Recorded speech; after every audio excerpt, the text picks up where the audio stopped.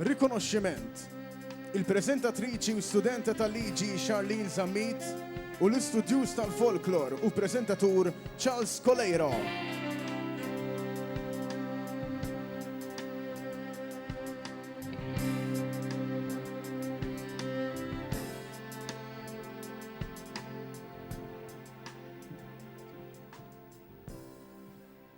Sinjuri, lejla tajba, jiena verament kuntenta li l-lejla u koll għandi sem f'din is-serata minkejja illi jiena qatt mal-familja kbira ta' wan ftit ta' xurilu biss.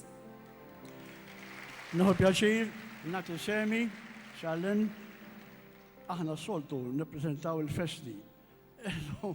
Għanna festa oħra hawnhekk. Festa għan-nies li tawġieħ lil Malta f'kull aspett tal-ħajja. Nħu pjaċir ukoll dil-mġemma hawnhekk li qed tapprezza magħna dak kollu li għamilna Maltin, għax huwa n-nies tagħna li mexxu quddiem l-istorja, it-talenti tagħhom kburin bihom, kburin ħafna. U issa naturalment wasal ħin biex inħabbru lill-reċipjent l-onur li jmiss il-poeta u għannej illi ta' identità u għarfin lill-Lanja Maltija. Naħseb tafu minnu? Franz Baldacchino, il-Budaj.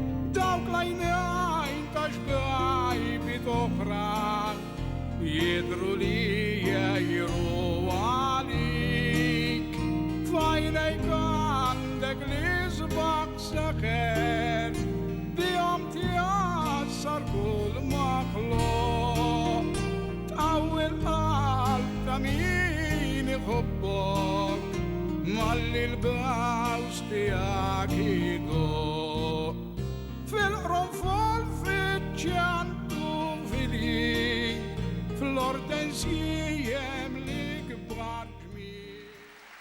Forsit, anki l-idea illi erġana rajna l-persuna enigmatika ta' Franz Baldacchino, għalli s-dejjem najtjen, Franz Baldacchino kien u għadu poeta. Poeta illi nflok jikteb il-versi, fil-fat kitab ħafna, pero jitrasmetti l-sibiti għaw permess tal-għana. U issa, naturalment, Franz Baldacchino ma għadux maħna, imma għaw rappresentanza xir għam il-familja tijaw. Għalek nsejħu gburin, nsejħu l-bintu Marija u l-neputi tijaw Paul biex jitiraw nek u fismu jgħatu ġiħu koll. Blana nejxu blana mut, dal-misteri ġib li lena, ma qalbi sewa marbut. Ħajti kolla għalja waqta, tul il-jum u tul il-lejl, fil-ħwienet pjazzat fl-irkula, m'għandix kejlu lanqas. Grazzi mill-familja kollha tiegħi u missier li kien ħobb ħafna l-għana. Grazzi. Sinjuri, dawk kienu l-ewwel